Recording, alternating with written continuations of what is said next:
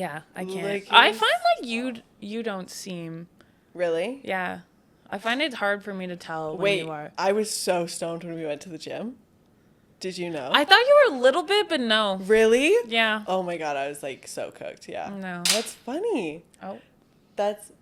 Hi. Lights, cameras, action. Dun, dun, dun, dun. Are we ready? I'm nervous now. Ready to run. Every I know, time and that thing happens, I'm like, Me too. Like, I'm sweating. yeah. I'm doing this. Like, ooh, take the sweater off. Yeah. But we look so cute and cozy. It's fine. We're cozy. We're cute. We're good. Yeah. Oh my god, and I'm hitting the mic already. We're chilling. Fire me. I can't. I don't run this. You run it. Fire yourself. Oh no. Okay, I actually just want to start this podcast with a little bit of like a disclaimer. We're going to be talking about abortions. And so if anyone is sensitive to the topic, I know it's a really hot topic as well right now, then maybe don't listen. But we're going to get into it and we're going to talk about it openly. I feel like it can be just such a touchy subject. Very complex. Yeah. Yeah. So I want to start off with a little bit about my experience with it, and then we can go into your experience. So when I was in high school, and actually I think my mom thought that, I think I told you this. So actually, no, wait, this is funny. Victoria and I were going to the gym, what was that, like a week ago? Yep. Last Yeah. week. 2 weeks ago? Anyway. Maybe it was 2 weeks Yeah. ago. One day we went to the gym. And literally, so she's driving, and like as we're coming back, we knew that we wanted to do this podcast, so we're just like deep diving into like what are we going to talk about, like all this stuff. So I'm sure you've already heard the story.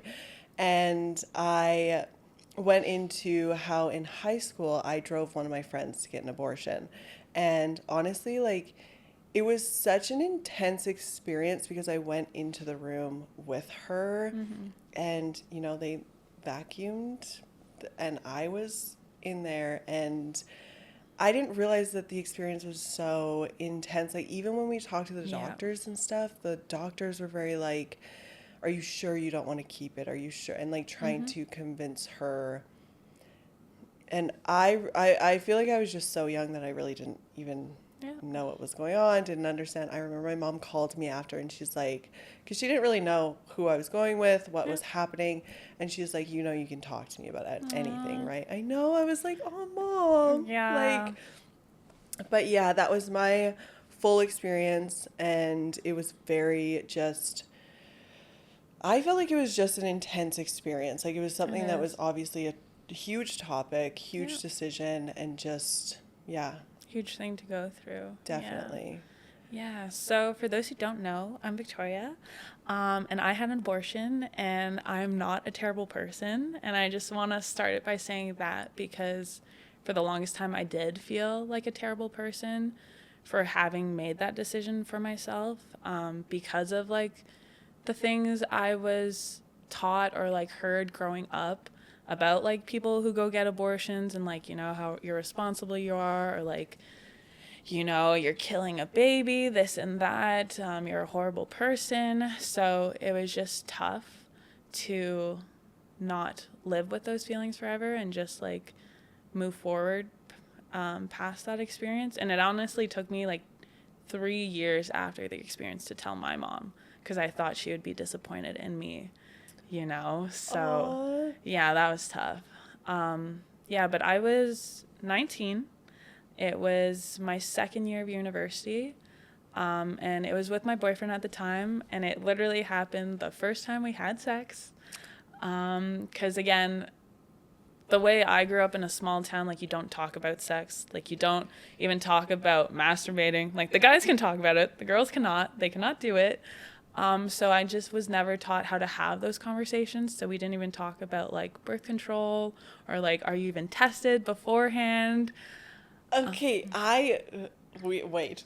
I was not taught any of this either. Yep. Like the first time that my mom heard that I had had sex, she took me to the doctor right away and got me birth control and just said she was like, this is awful. Like you, and like made it like I was traumatized actually, like now that I talk about this, like traumatized from this experience. Yeah. And it's just like it's so uncomfortable to talk about and like not sexy to talk about.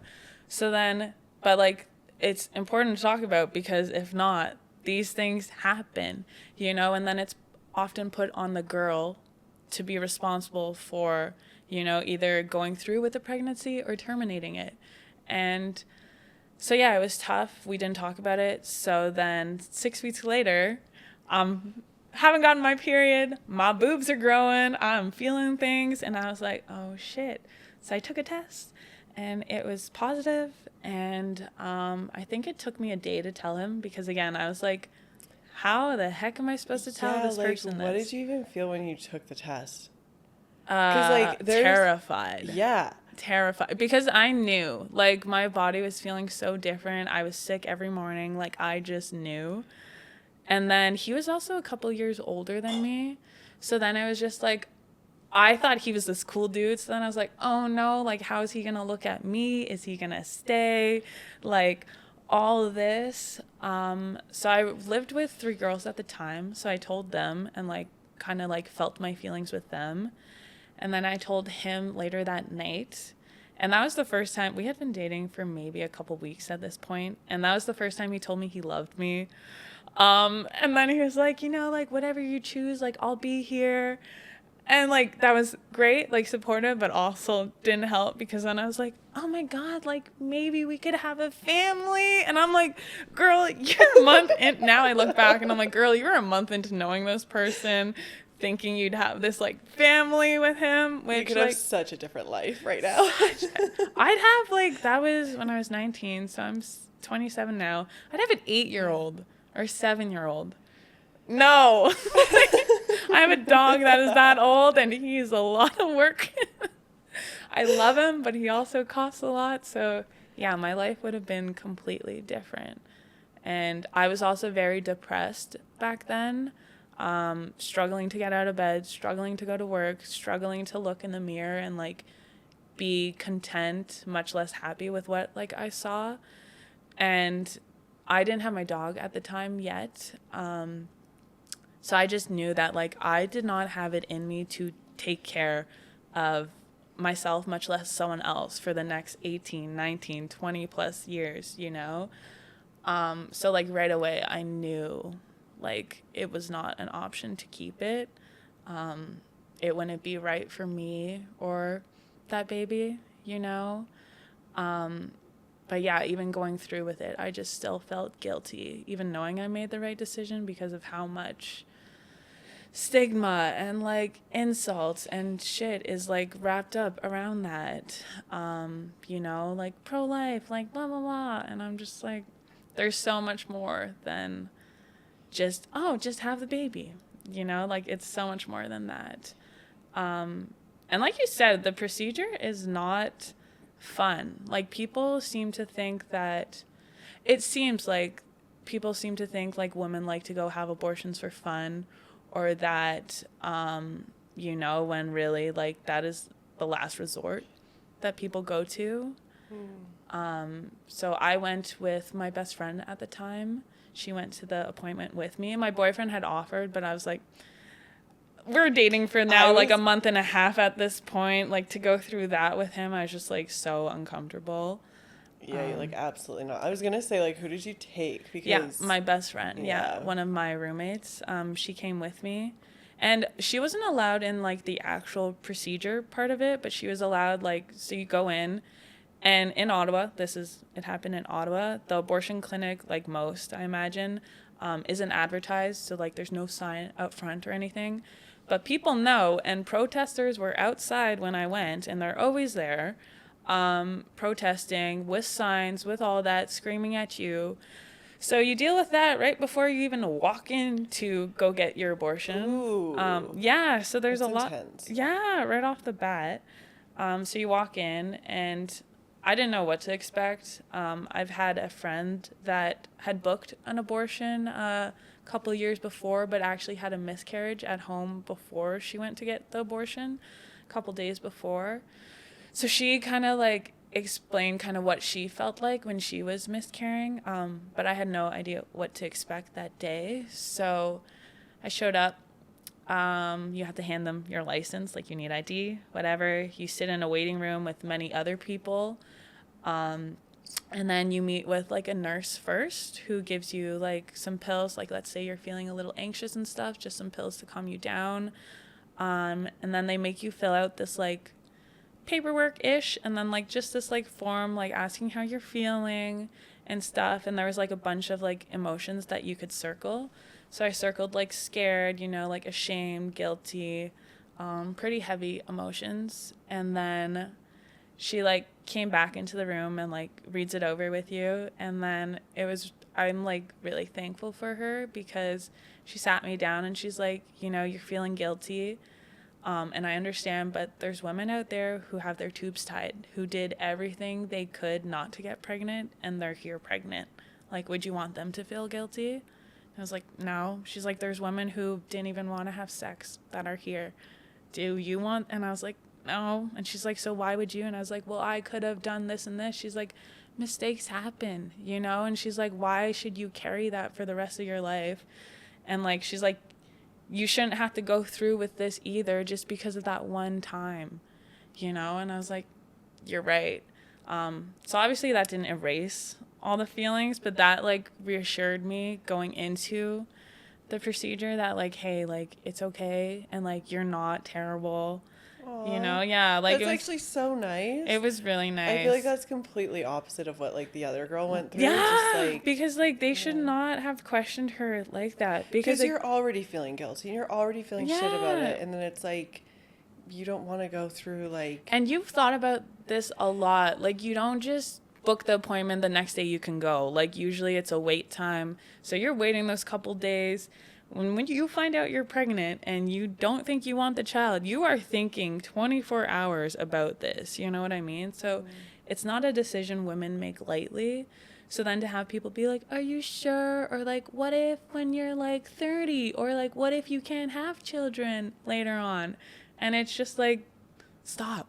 Like if someone says they are not ready, they do not want to, stop. So yeah. And then went through the procedure, which, like you said, absolutely traumatizing. Yeah, I got the vacuum like your friend did, because there's 2 options, I believe. And I think it also depends how far along you are. I was 6 weeks, so I could either take pills and then like miscarry at home, or do the procedure and have like surgery where they take like the vacuum and like suck it out of you, basically. Like, yeah. And you feel the whole thing. Like you're drugged. You're like, yeah. So I'm laying down on the like thing, shackled up. Like, I don't know if they can see me, but like literally shackled up. Like, oh yeah. But yeah, like that. You feel like an animal, okay? And then there's 3 or 4 of them in the room with you. And then like, it's also a fairly quick procedure, I want to say. I don't remember how much time. I feel like I was in there for like 10 minutes. Yeah. And then it was like done. Yeah. Yeah, I think like that. Like it didn't seem long. No. Yeah. So they like vacuum it up, and then you're supposed to like lay there a bit longer, because again, like you're drugged up, so like you're woozy. As soon as I like felt them be done, I like tried to get up and walk out of there, because I just wanted to get out of the room. Like, because of the drugs too, it's like you're in your body but you're out of it, like watching, because you can feel it all. And like I could like, it's like I like could see the whole room and what was happening, but I was just stuck. So then as soon as it's over, I just wanted to leave. And she's like, no, honey, sit down. I was like, get me out of here. Like, please. And then you go back in a room, and then you have to wait, because you're obviously like still bleeding and stuff. They have to make sure you're good. So I think you have to wait like 15 minutes to 30 minutes after your appointment. They give you some like 7-Up and some crackers. And I started to draw. And they literally come by. They're like, hey, like, you're good to go. And I was like, I'm going to finish my drawing. And they went out and told my friend that. And she's like, yeah, that sounds like her. And I think I just needed to, like, I don't know, like, be a little, like, not a kid after that, but just, like, not go right back into, like, dealing with that and all the aftermath right away. Just, like, oh, let's focus on this drawing. And then I'm going to go back to the real life and deal with what I just went through. Yeah. Whoa, that's intense. It was intense. So, like, afterwards, because he knew that you went. Yeah. What were you feeling after? Like, did you still feel any sort of guilt or shame? Yeah, Or, I like, still felt guilty, and because like it's hormones and everything, so like I still felt not really attached to like the baby or like, but like maybe kind of attached to like what could have been, and like the love goggles were on, so I'm like, we could have been a family, like it could have been this beautiful thing. So then I was even not more depressed, but just as depressed, because I was just like then feeling like, I don't know, like I'm a disgusting person for going through this.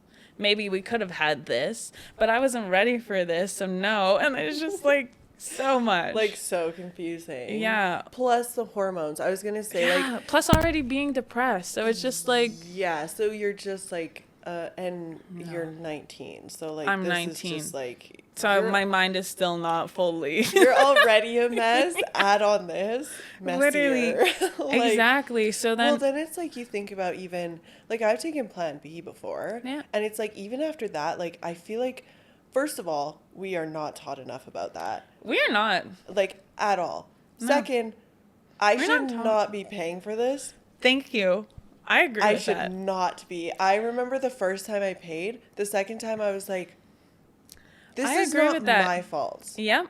100%. Like, I was so mad that I had to go in and pay. Especially when a lot of the times the men are the ones who are like, but condoms don't feel that nice. Like, my pullout game is so strong. Or like, I'd really love to fill you up. And then it's like, oh, no. And then they like keep like pushing you. So you're like, oh, fine. You know, like whatever. Even sometimes you don't want to hook up with them and you just go through with it because you're like, fine, like we're not taught, we can just say no. Or like you can start making out with someone, change your mind and say no, and it is okay. You're not a tease, you're not a prude. Like I was called that so much in high school. So yeah, like that stuff is insane. It's actually like, even you talking about it, I feel like I'm getting like mad. Yeah. Like, I feel like I'm angry that like nobody taught us this shit. That like when, like, I feel like I've been in situations where like there's multiple times that I should have said no. Yeah. And like I didn't feel almost comfortable enough Yeah. to say it or something. Or you're right, like them trying to convince you into it. And then the next day you're like, I'm going to get Plan B because you're a fucking idiot. And Literally. now I'm having to go deal with it. Literally. And then they sit you down. Like this one time I went to get it and they sat me down and they were like, did you do this? Are you on birth? Are you on this? And all. And I was like, can you just give me the fucking, like, I And, already feel bad for coming here. Like, exactly. And like they don't have to sit there and deal with that. And I even, so back to my abortion too. So that boyfriend not only got me pregnant, but he also gave me chlamydia. At that time, yes. And I know because they called, like, you also get tested for STIs and whatnot when you go to the clinic. So they called me back, like, a week or two later, like, oh, yeah, and you have chlamydia, so you need to come get antibiotics for that. And I was like, you're kidding me. And they're like, no, and your partner needs to go get some too. So I told him, and him being a couple years older, thought he'd be a little mature about it. No, he was embarrassed. He asked me to, like, find a way to get them for him, if they could, like, double the dosage. And I was like, no. Like, he was even, like, a little shy to buy condoms. So afterwards, yeah. So I was just like, why is it always on the women? A lot of the time, I won't say always, but to be the ones who, like, are like, no, or, like, go get the condoms or the Plan B, you know? Like, why is it on us? It is actually, like, I mean, almost 100% of the time, it's on us. Like, Yeah. in my experience, and I'm sure in a lot of other girls' experiences, Yeah. it's always on us. Yeah. And, like, why is that? You're so right. Like, why does it have to be on us to, first of all, be the responsible ones to be like, put a fucking condom on? Literally. I'm not on birth control. Don't Yeah. be dumb. Or also to ask, like, hey, are you clean? Because, like, I've never had a guy ask me, like, have you been tested lately? Like, never. Or, like, Never. hey, are you on birth control? Like, very seldom do guys be like, oh, are you, you know? Like, they're It's like, like we have to stop and be like, whoa. actually, wait a minute. Either Hey. I'm not on birth control or, like, yeah, like, what? Yeah. Oh my God, I think I said this in a different podcast, but they tested like birth control on men, and because they got too moody and stuff. They're like, no. Yeah. Honestly, we don't need them any more moody anyway. I'm just kidding. But, like, it's wild. And, like, I feel like we're just brought up, especially as women, to please or, like, to stay quiet and, like, kind of suffer in silence while we let others feel good. And it's not to bash men, because I know men also go through stuff. But, again, I was just now, so 27, me aging myself, no. 27, and learned that blue balls is not a thing. And I don't care if men comment on this and like, blue balls is a thing. It is not a thing. My partner now says that yes, like you get heated up, but like it goes away. The feeling goes away. It's not like you have to bust a nut, for a better lack of terms. They fucking use that on us. They use that on you so often. Like, the amount of guys growing up in high school, in university, that were like, oh, but you're gonna give me blue balls, or like, oh, but I'm horny, now what? And it's just like, you have a hand, get some lotion. You know what? I actually, now that you say that, like, yes, I am not trying to bash men either. I think that they go through their own struggles, totally. Yeah. But at the same time, I think that I wish I would have been more like that when I was growing up. More like, go fucking do it yourself then. Same. Because, and like, I feel like even maybe more education, maybe more talking about it, like we were talking about at the beginning, maybe my parents sitting down, and nothing against my parents, I think they did the best that they could, but maybe my parents and my mom sitting me down and not making it a big thing when I first had sex. Yeah. Like, not just taking me to the doctor and being like, you need birth control. You know, maybe like sitting down and being like, do you even want to be on birth control? Maybe we should do some fucking research on birth control. Yeah. And like, you know, that kind of thing, because then you can go into those situations and be like, go get yourself off. Yeah. And that's okay. And then you have some information too. And it's like, hey, like, and then you're thinking about it. Like, do I want to do this? Like, what are my options? Yeah. And I think it's hard too, because I don't think we listen to our parents as much as maybe we would listen to them now about it too. Because we're awkward, we're uncomfortable. We're like, we also have everything figured out when we're teenagers. So I wonder if we would have actually like received their messaging, or if it needs to be more so like in schools or like stuff like that, where it's like you're with peers that are also going through the same thing, so it's not so like mom and dad sitting me down giving me the bee's knees talk. Actually, that's true, you know. And like maybe like more like, yes, co-ed talk, and then like a woman that like, you know, the girls respect, like either like a soccer coach or something coming in and giving them a talk about women's reproductive health, and then like having a guy that the guys like really look up to sitting down and talking to them about sex more. Very true, because I remember our like sex ed class was literally just like, I just remember tampons. I literally just remember that. Maybe us was literally condom on banana. That's like the stereotypical. Don't even think we got that shit. Yeah, condom on banana, and all of us were just laughing and like nothing really more than that. And then like people say just go on birth control, but like we also weren't taught the effects that birth control has on your body, which so many women now in their 20s, 30s who have been on birth control for 10 plus years are dealing with, you know. So it's just like there's lack of information, lack of like just communication too, I think. I agree. Yeah. So, and then it's just like the one thing I hate about it is people seeming to think they know what is right for someone else.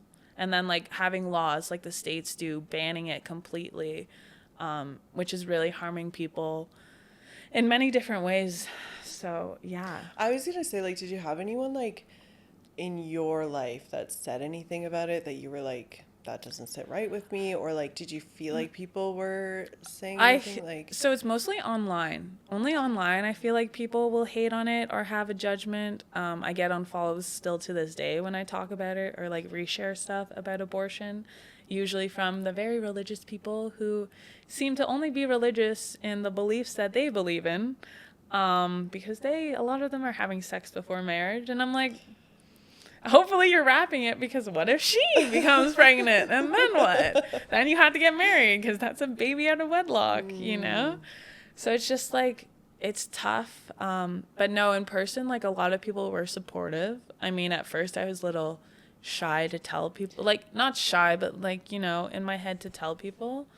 But as the years like went on, I started to open up about it more. And the more and more I found out, like, how many people and friends have also gone through it, and felt the same way and just didn't feel like they could tell anyone and be honest about it. Yeah. Do you know the stats for how many people get it? 1 in 3 in Canadians for women. 1 in 3 women. Really? Yeah.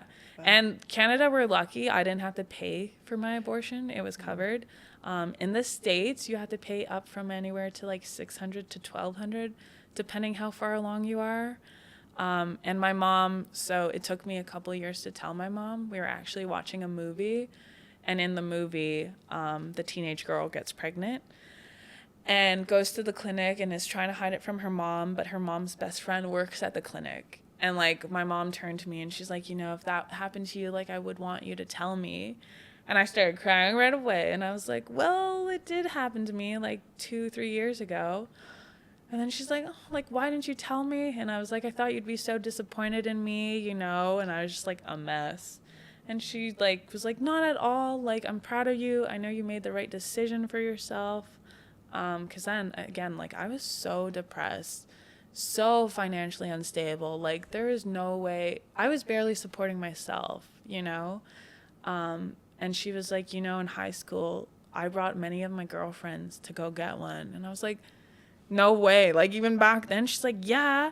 And she's like, we would have to pay for them back then. So we would literally like rally up money, all of us, for our friend to like go get one if she needed it. And I was just like that felt so comforting to hear. That's actually so sweet. Like, so sweet. Oh my God.